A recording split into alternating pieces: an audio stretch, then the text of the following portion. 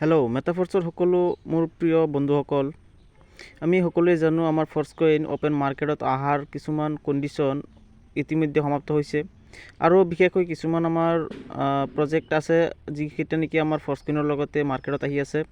গতিকে তাৰ ভিতৰত আমাৰ গুৰুত্বপূৰ্ণ এটা টপিক হৈছে আমাৰ ক্ৰিপ্টো মাৰ্কেটৰ কিছুমান দিশ আমাৰ বিবেচনা কৰা দৰকাৰ, যিহেতু আমাৰ ফৰ্চকইনটো মাৰ্কেটত অহাৰ দিশে আগবাঢ়ি আছে। গতিকে এতিয়া আমাৰ অলপ মাৰ্কেটটো অলপ ফ'কাছ কৰিব লাগিব যে আমাৰ ফৰ্চকইনৰ মাৰ্কেটটো আমি কেনেকৈ নিয়ন্ত্ৰণ কৰিব পাৰিম। আৰু আমাৰ যিহেতু আমাৰ বিটকইন আছেই, আমাৰ বিটকইনটো যেনে এটা পৰিস্থিতিত মাৰ্কেটত চলিছে তাৰে ওপৰতে বিবেচনা কৰি আমাৰ মিষ্টাৰ লাডুৰ পৰা আজি এটা আপডেট আহিছে। আহক আপডেটখন চাই লওঁ। তাৰ আগতে যদি আপুনি চেনেলটোত নতুন হয় চেনেলটো ছাবস্ক্ৰাইব কৰি ল'ব পাৰে আৰু ভিডিঅ'টো ভাল লাগিলে অলপো হেল্পফুল মনে হ'লে আপোনাৰ ভিডিঅ'টো এটা লাইক দি ভিডিঅ'টো এটা শ্বেয়াৰ কৰি আমাৰ সকলোৰে মাজত বিয়পাই দিয়াটো আপোনাৰো এটা দায়িত্ব। আহক আমি আজিৰ আপডেটটো চাওঁ। ক্ৰিপ্টো মাৰ্কেটৰ বিষয়ে ক্ৰিপ্টো বজাৰত শেহতীয়াকৈ হোৱা ইতিবাচক পৰিঘটনাসমূহ আমি অগ্ৰসৰে অনুসৰণ কৰি আহিছোঁ। আমি ক্ৰিপ্টো বজাৰত সকলোৱে আমি জানো ক্ৰিপ্টো বজাৰটো আমাৰ কেনে পৰিস্থিতিত চলি আছে। আমি যিহেতু মেটাফৰ্ছৰ পৰা সোমোৱাৰ পিছৰে পৰা আমি ক্ৰিপ্টো বজাৰৰ পৰা আমি বহুতো এটা নলেজ বহুতে পাইছোঁ আৰু ইতিমধ্যে আমি ক্ৰিপ্টো বজাৰত আমি সোমাবলৈ বহুতো এটা সৰু আমাৰ টাইমৰ ইন্তজাৰ কৰি আছোঁ।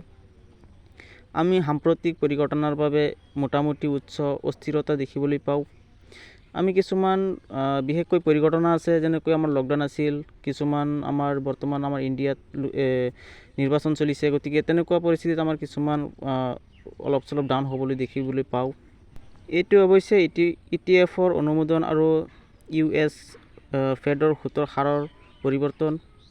এইটো এটা আমাৰ US ফেডাৰৰ সুতৰ হাৰৰ পৰিৱৰ্তনৰ ভিতৰত এইটো আমাৰ এটা গুৰুত্বপূৰ্ণ পাৰ্ট আছে। মন কৰিবলগীয়া যে যোৱা এটা বছৰত ক্ৰিপ্টো বজাৰখন যথেষ্ট কম অস্থিৰ হৈ পৰিছে। এইটো আমাৰ মন কৰিবলগীয়া যে যোৱা এটা বছৰ আমাৰ আমাৰ বিটকইনৰ অলপ দামটো কম আছিল। ক্ৰিপ্টো বজাৰৰ বিষয়ে বহুত এটা ভুল ধাৰণা আছিল। গতিকে এতিয়া এইটো কমিবলৈ ধৰিছে। সেই সময়ত গতিশীলতা উৰা বাতৰিৰে ভৰি আছিল, কেতিয়াবা আটাইতকৈ উন্মাদ উৰা বাতৰিও। আৰু আমাৰ যিহেতু যোৱা আমাৰ 2-1 বছৰ আমাৰ ক্ৰিপ্টো বজাৰটোৰ ডাউনৰ এইটোৱে কাৰণ, উৰা বাতৰি কিছুমান মানুহৰ ভুল ধাৰণাৰ ভিত্তিত বহুতে আমাৰ ক্ৰিপ্টো বজাৰৰ বিষয়ে বহুতো কথা নজনা আছিল আৰু কিমান চিকিউৰ বস্তুটো হয় এতিয়া সকলোৱে ধাৰণাটো ল'ব পাৰিছে। ধাৰণা কৰা হৈছিল যে SEC-য়ে ETF-ত অনুমোদন দিব, তাৰপিছত লগে লগে বিটকইনৰ বৃদ্ধি পাবলৈ ধৰিলে। নেতিবাচক কিছুমান আমাৰ পৰিস্থিতি এতিয়া কমি গৈছে আৰু সকলোৱে ক্ৰিপ্টো বজাৰৰ বিষয়ে পৰিপক্ক হৈছে। আনহাতে ক্ৰিপ্টো বজাৰৰ পৰিস্থিতিত কোনো নাটকীয় পৰিৱৰ্তন হোৱা নাই আৰু আমাৰ বৰ্তমান বহুত এটা ভাল পজিশ্যনত ক্ৰিপ্টো বজাৰটো চলিছে, যাৰ নেকি আমাৰ বিনিময়ত আমাৰ আজি মেটাফৰ্ছৰ একমাত্ৰ ফৰ্চকইনটো অতি সোনকালে আমাৰ মাৰ্কেটত আহিবলৈ সাজু হৈ আছে। ক্ৰিপ্টোকাৰেঞ্চিয়ে অৰ্থনীতিৰ অন্যান্য খণ্ডৰ সৈতে কম যোগাযোগ কৰিছিল। ETF-এ বজাৰখনক সম্প্ৰসাৰণ কৰিবলৈ অনুমতি দিছিল যদিও তথাপিও ইয়াৰ অৱস্থান মৌলিকভাৱে সলনি হোৱা নাছিল।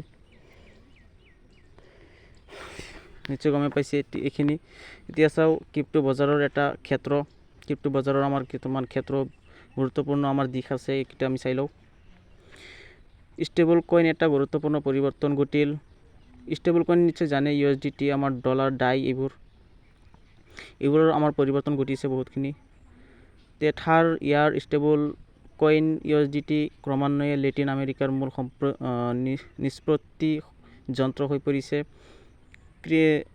ক্ৰিপ উপযোগী আৰু অপৰিহাৰ্য হৈ পৰে, যিয়ে চাহিদাক ভালদৰে উদ্দীপিত কৰিব পাৰে। সেই অনুসৰি বজাৰৰ বৃদ্ধি। আমাৰ কিছুমান ষ্টেবল কইন আপুনি জানে, ডলাৰ, ডাই, USDT কিছুমান আছে। আমাৰ এইখিনি দামটো একে সময়তে একেই থাকে, অলপ চলপ কম বেছি হ'ব পাৰে কিন্তু ইয়াতকৈ বেছি নহয়। এইকেইটাৰ আমাৰ ষ্টেবল কইনৰ ভিত্তিতে আমাৰ ক্ৰিপ্টো বজাৰখন বহুতো এটা আমাৰ ভাল এটা পজিশ্যনত গৈছে। আৰু আমাৰ মেটাফৰ্ছৰ প্ৰজেক্টৰ কথা নক'লেই অন্যায় হ'ব।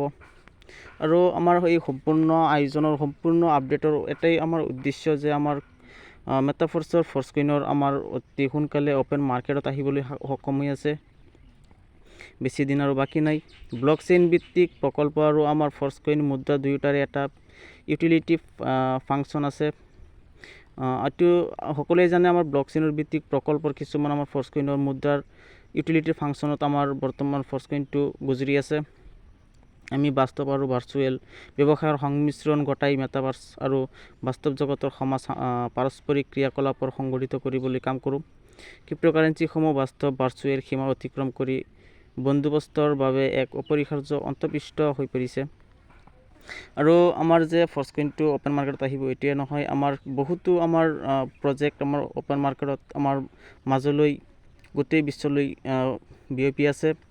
যেনেকৈ নেকি মেটাভাৰ্ছ বিভিন্ন আমাৰ প্ৰজেক্ট আহি আছে, আৰু এইকেইটাৰ বিনিময়ত আমাৰ কিমান যে আমাৰ ফিউচাৰটো ভাল হ'ব আমি সকলোৱে এইটো ধাৰণা ল'ব পাৰিম। মই কোনো ভৱিষ্যতবাণীৰ সৈতে মোকাবিলা কৰিব নিবিচাৰোঁ। এইটো মিষ্টাৰ লাডৰ পৰা কোৱা হৈছে যে তেওঁ কোনো ধৰণৰ কাৰো প্ৰজেক্ট তেওঁ অনুসৰণ নকৰে। অৱশ্যে এই তথ্যই আমাক আমাৰ ভৱিষ্যত আৰু ক্ৰিপ্টো সম্প্ৰদায়ৰ ভৱিষ্যতৰ প্ৰতি আশাবাদী হোৱাৰ কাৰণ দিব লাগে। সমাজৰ ভৱিষ্যতৰ প্ৰতি আশাবাদী হ'বলৈ অনুমতি দিয়ে।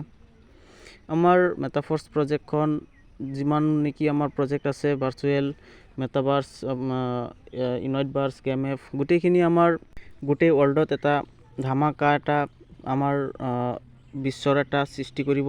গতিকে আমি সকলোৱে জানো। আজি নিশ্চয় এইখিনি আপডেট আপোনাৰো অলপ চলপ হেল্পফুল হ'ব। গতিকে আজি এইখিনিয়ে, থেংক ইউ।